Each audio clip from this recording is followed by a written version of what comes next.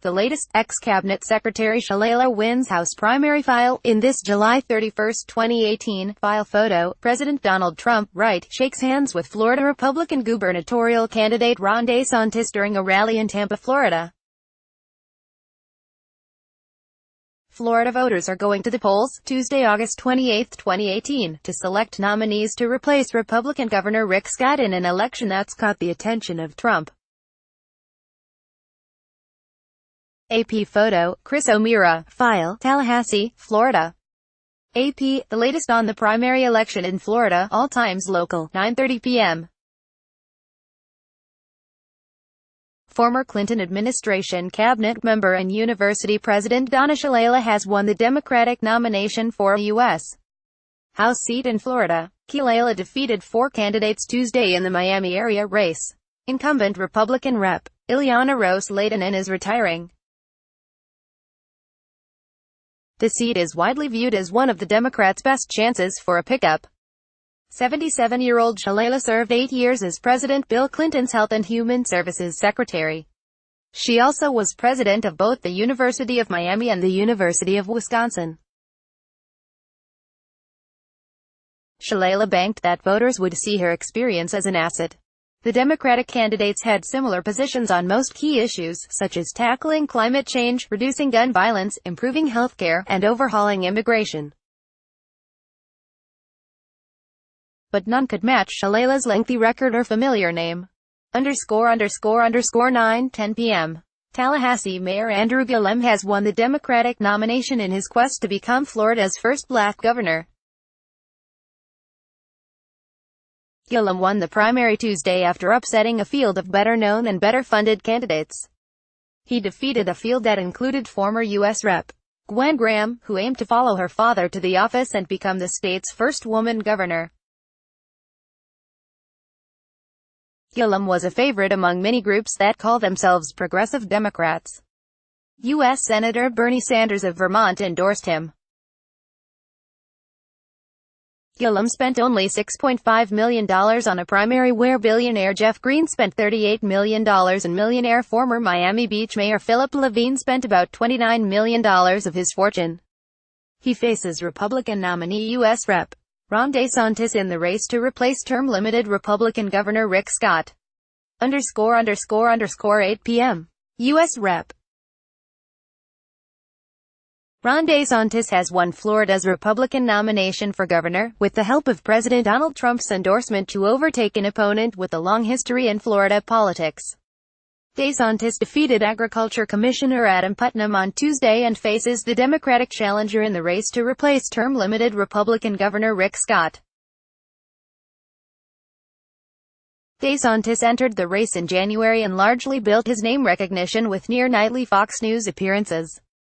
Trump's endorsement helped him overtake Putnam, who has held elected office nearly his entire adult life. DeSantis is a former Navy lawyer who won his seat in 2012 running as a Washington outsider.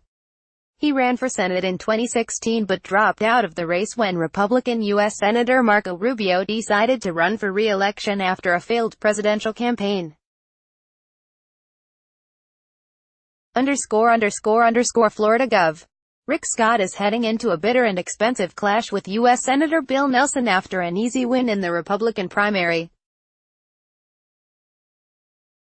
The looming battle between Scott and the three-term Democratic incumbent could help determine whether Republicans keep control of the U.S. Senate. Nelson wasn't on the ballot Tuesday because no other Democrat challenged him in the state primary. Scott defeated California businessman Rocky De La Fuente, who earned attention this year by mounting U.S. Senate bids in multiple states. The two-term governor is leaving office because of term limits and entered the race for Senate at the urging of President Donald Trump. Scott's campaign has already spent millions on television ads bashing Nelson as an out-of-touch career politician. Recent polls have shown Scott with a slight lead. ____3:50 p.m. For Christy Lane Fritz and Kevin Fritz, the most important issues on their minds as they went to vote at a senior center in downtown Orlando were gun control and the environment. They wanted to see a ban on the bump stock, waiting periods for gun purchases, tighter controls on assault weapons and stricter background check on gun buyers. Keeping the waters around the Florida peninsula free of oil rigs was at the top of their list, for tourism, for one thing, and our general health, said Kevin Fritz, who runs a communications firm.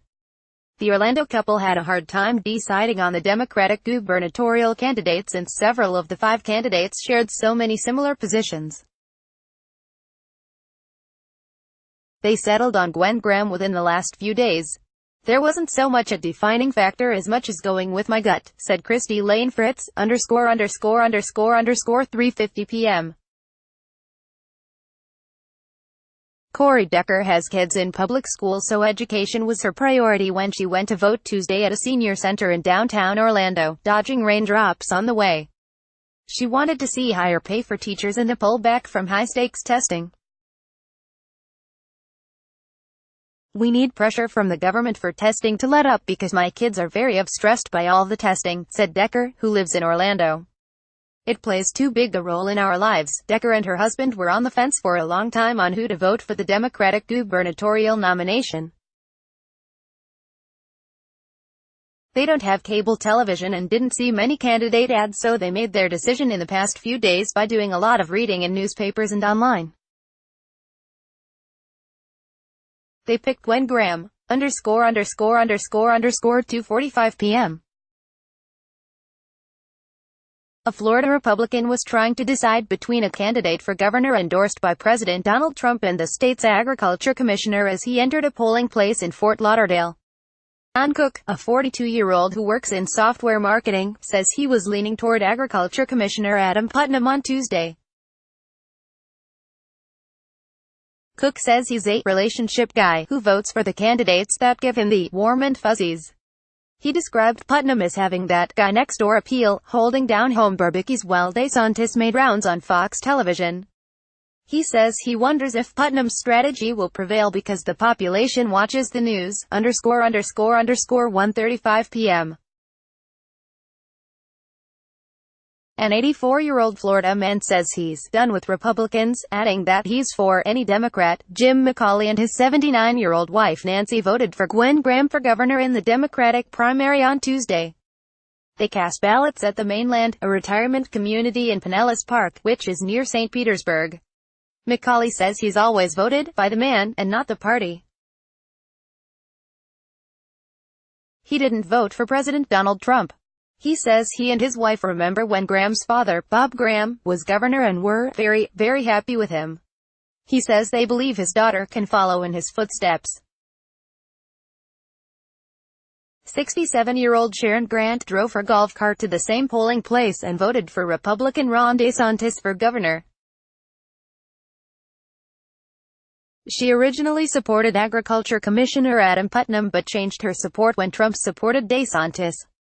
_____12:20 p.m.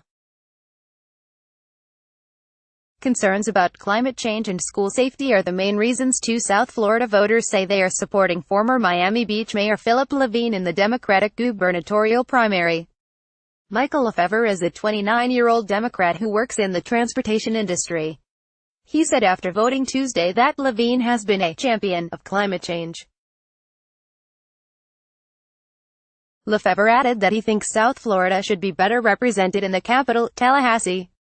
Lefevre says he doesn't think President Donald Trump is much of a factor in Florida's statewide races. He says it is a senator's role, not a governor's, to stand up to the president.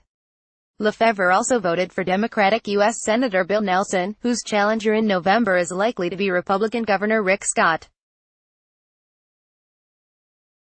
Luis Carvajal is a 44-year-old former teacher who has a son.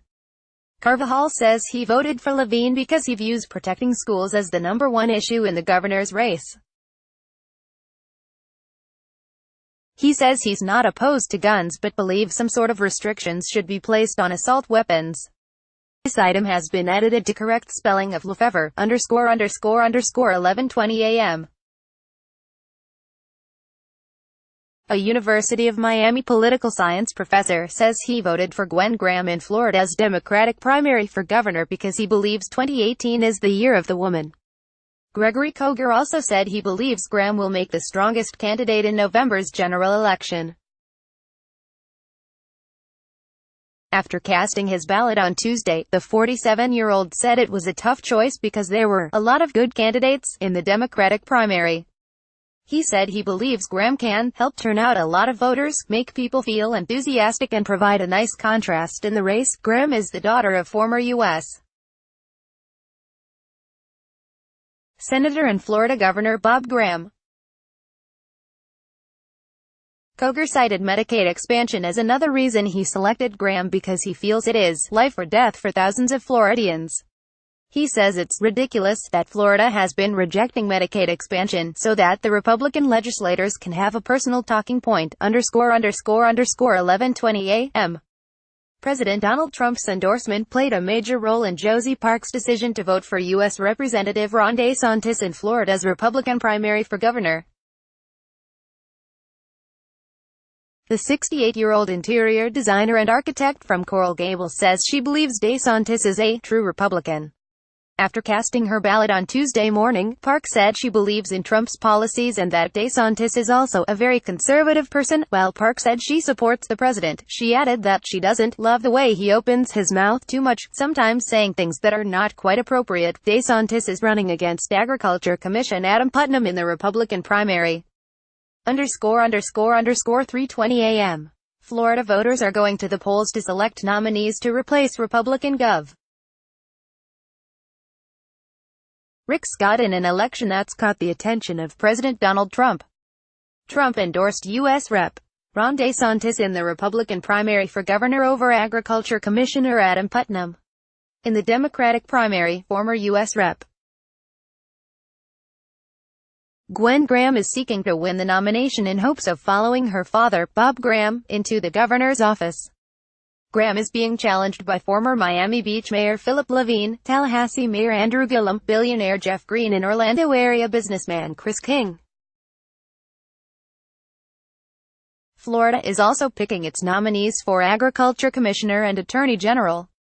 And while Scott has a primary in the U.S. Senate race, it's a foregone conclusion that he'll cruise to victory in the effort to unseat Democratic U.S. Sen. Bill Nelson. Copyright 2018 The Associated Press.